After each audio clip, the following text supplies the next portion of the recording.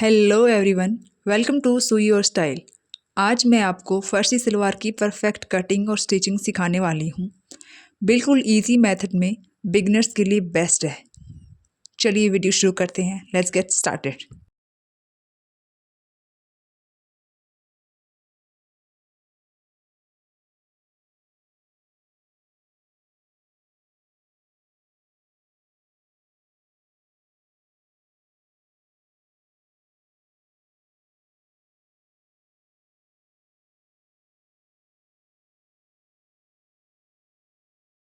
इस सलवार के लिए हमने 3 मीटर कॉटन फैब्रिक का यूज़ किया है। आप चाहें तो किसी और फैब्रिक का भी यूज़ कर सकते हैं। फैब्रिक को पहले इस तरह से बिछाएंगे, उसके बाद उसे 4 फोल्ड में फोल्ड कर लेंगे। हमारी लेंथ है 36 इंचेस। आप अपनी लेंथ को कम या ज़्यादा भी कर सकते हैं अपने अकॉर्डिंग। यहाँ मैं टेढ़ी मेढ़ी होके मार्किंग कर रही हूँ, इसे इग्नोर कर देना प्लीज़। सबसे पहले खुली साइड मोरी की मार्किंग करेंगे। हमारी मोरी की विड्थ है 10 इंच। आप चाहें तो कम या ज़्यादा कर सकते हैं। ज़्यादा आप 11 इंचेस रख सकते हैं, इससे ज़्यादा ना करें।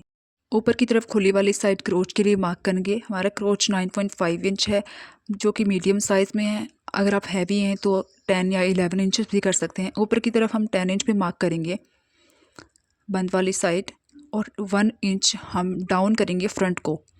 इसके लिए मार्किंग करेंगे इस तरह से।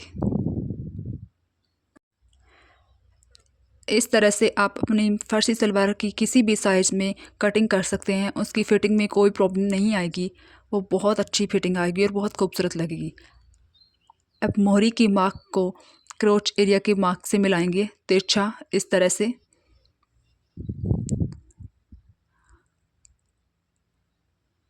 और अब हम कटिंग करेंगे।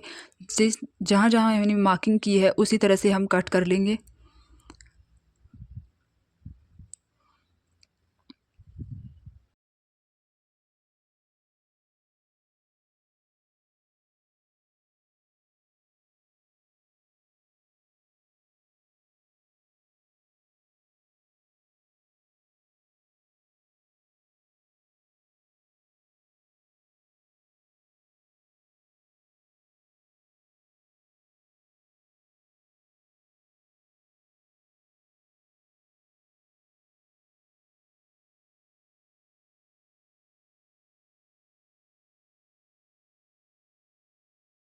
अब बचे हुए कपड़े से हम अपनी बेल्ट की कटिंग करेंगे।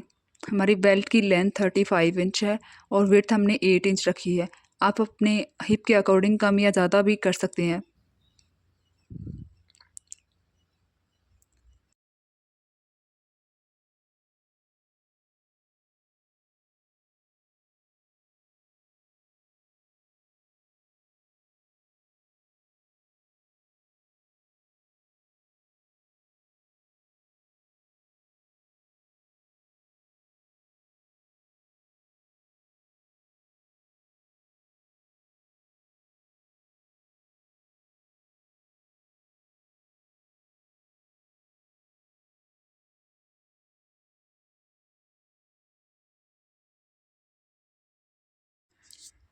बेल्ट कट करने के बाद बचे हुए फैब्रिक को हम यूज़ करेंगे मोरी की पट्टी के लिए। अगर आपके पास फैब्रिक नहीं बचता है तो आप अलग से फैब्रिक को यूज़ कर सकते हैं। हमारी मोरी की पट्टी की लेंथ होगी 14 इंच और विड्थ होगी 8 इंच। आप अपनी मोरी की पट्टी की लेंथ और विड्थ को कम या ज़्यादा कर सकते हैं अपने अकॉर्डिंग।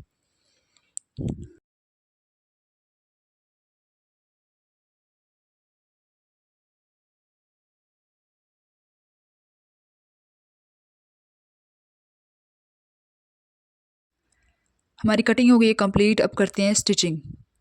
चलिए मशीन पर चलते हैं। ये हमारी सलवार के क्रोच हैं। सबसे पहले हम क्रोच को स्टिच करेंगे। दोनों साइड के क्रोच को इस तरह से रखेंगे एक दूसरे के ऊपर और स्टिच लगा देंगे। जब भी आप क्रोच स्टिच करें टॉप स्टिच ज़रूर लगाएं ताकि आपका स्टिच खुले नहीं।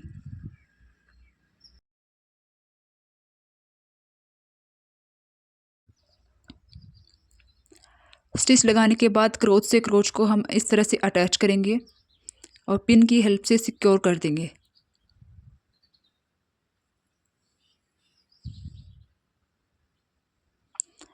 अब दोनों तरफ इस तरह से आप चाहें तो कट्स भी लगा सकते हैं उन सिल्वर्स पे या फिर आयरन भी कर सकते हैं ताकि वो सिल्वर बन जाए। हमने आयरन किया है, आप चाहें तो कट भी लगा सकते हैं या कोई मार्क भी लगा सकते हैं। हमने क्रीज एडजस्ट करनी है ताकि जब हम प्लेस डालें तो ये क्रीज हमें आसानी से दिखे।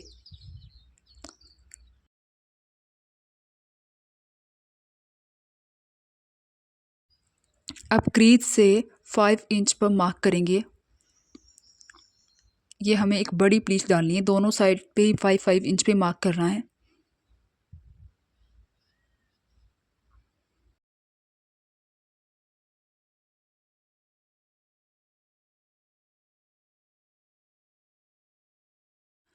अब हम कॉर्नर को पकड़ के जहाँ मार्क किया है वहाँ पे एक बड़ी प्लीट डालेंगे। ये प्लीट दोनों तरफ डालनी है ताकि हमारी फर्शी सलवार की जो एक प्लेस बनती है बड़ी सी वो बने।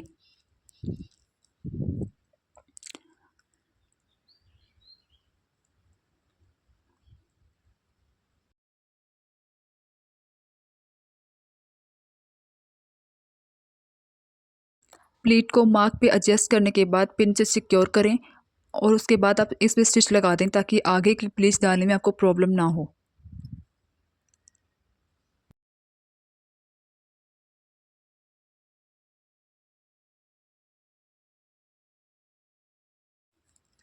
इसी तरह से हम दूसरी तरफ की प्लेट को भी पिन के साथ एडजस्ट कर लेंगे।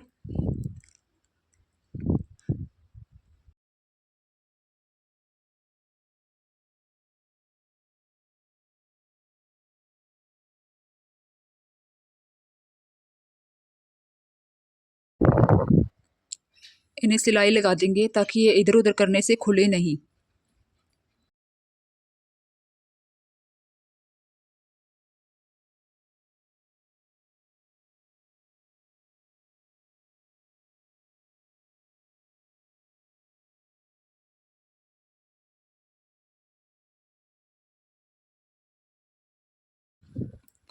प्लीट्स को सिक्योर करने के बाद बचे हुए फैब्रिक की छोटी छोटी प्लीट्स बनाएंगे, 4 से 5 प्लीट्स बनेंगी।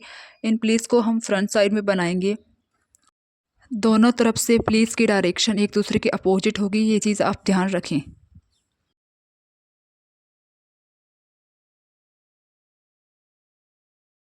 आप चाहें तो प्लीट्स को पहले से पिन के साथ सिक्योर कर सकते हैं या फिर सिलाई के साथ साथ भी डाल सकते हैं, जिस तरह से मैं यहाँ पे डाल रही हूँ। जिस तरह से आपको कंफर्टेबल लगे उसी तरह से आप प्लीट्स को डाल लें, पर डायरेक्शन को सही रखें, एक दूसरे के अपोजिट डालें।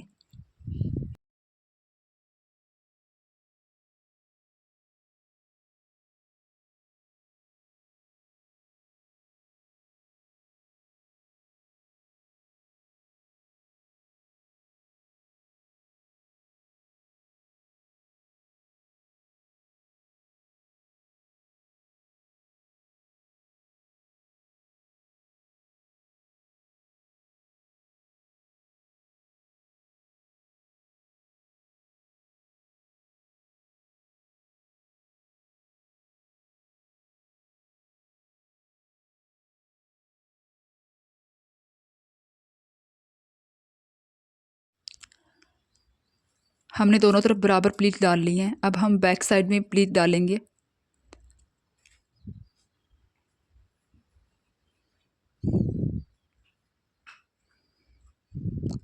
बैक साइड में हम 2 ही प्लीट डालेंगे। हमारे पास फैब्रिक कम है, आप चाहें तो ज़्यादा प्लीट्स भी डाल सकती हैं अगर आपके पास फैब्रिक थोड़ा ज़्यादा हो तो।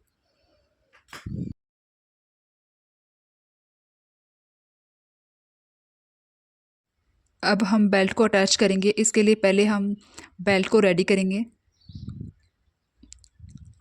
हमारा बेल्ट रेडी हो गया है। अब हम लगाएंगे बेल्ट को सलवार के अंदर, सलवार के साथ अटैच करेंगे।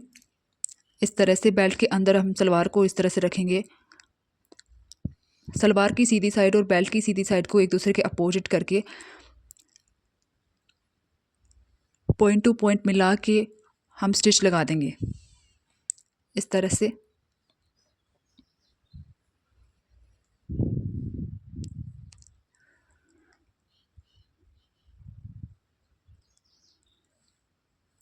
बेल्ट को सलवार के साथ अटैच करने के बाद ऊपर से हम टॉप स्टिच लगाएंगे ताकि हमारा बेल्ट खुले नहीं और सिक्योर रहे।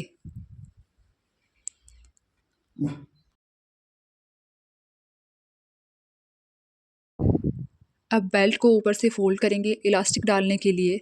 आप चाहें तो इसके अंदर नाड़ा भी डाल सकती हैं। हम इसके अंदर इलास्टिक डालेंगे तो हमने इलास्टिक की लेंथ रखी है अपनी हिप के अकॉर्डिंग, हिप से 4 इंच कम किया है। आप अपने हिप के अकॉर्डिंग जितना भी हिप है उससे 4 इंच कम कर लें और आपका इलास्टिक परफेक्ट आएगा। अब हम इलास्टिक को अंदर की तरफ रखेंगे और फोल्ड कर लेंगे फैब्रिक को और स्टिच लगा देंगे। हमारा इलास्टिक डल के रेडी हो गया है। अब हम अपनी सलवार की मोहरी बनाएंगे। पहले सलवार की मोहरी पे पट्टी को अटैच करेंगे, उसके बाद बुकरम को, और अपनी मोहरी रेगुलर वेस्ट जिस तरह से हम रेगुलर सलवार की मोहरी बनाते हैं उसी तरह से बनाएंगे। अगर आपको मोहरी बनाना नहीं आता तो आप मुझे कमेंट में ज़रूर बताएं। इसके लिए मैं आपको एक सेपरेट वीडियो बना के दे दूँगी।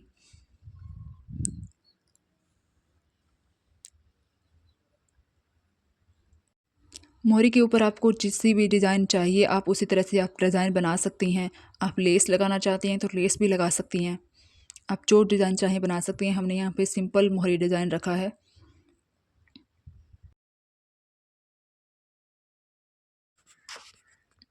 अब अपनी मोहरी की विड्थ के अकॉर्डिंग साइड की सिलाई लगा दें और हमारी सलवार रेडी हो जाएगी।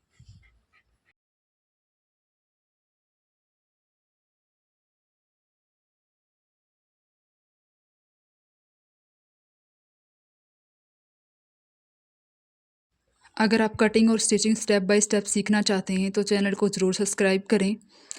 इस चैनल पे आपको डेली ट्रेंडिंग इजी ट्यूटोरियल सीखने को मिलेंगे। ये वीडियो आपको कैसा लगा और नेक्स्ट वीडियो आप किस टॉपिक पर देखना चाहते हैं कमेंट में ज़रूर बताएं। Thank you so much watching this video till the end. Bye bye.